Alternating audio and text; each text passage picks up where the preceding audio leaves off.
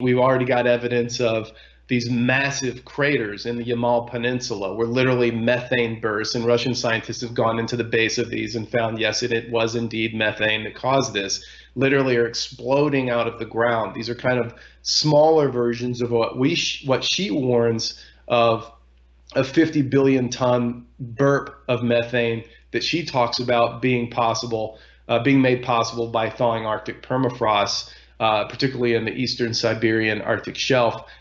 She says as, quote, being highly possible at any time, end quote. And that is such an extreme amount of methane that, sorry, go ahead. So is this going to explode like almost like it would be a crater, but in the sea ice? I mean, how would that be?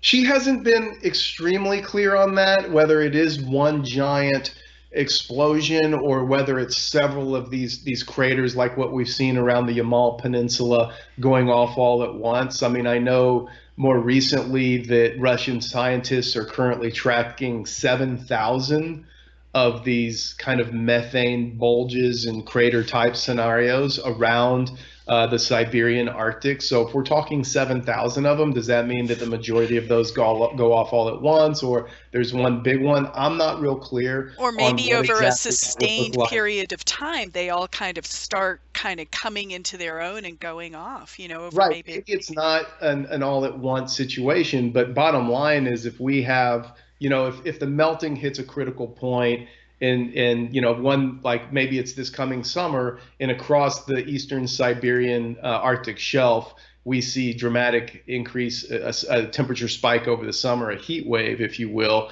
and then the majority of those go all at once. I mean, that would probably classify as a burp in her perspective. And then that adds an amount of methane into the atmosphere, as you've written about and as I've written about.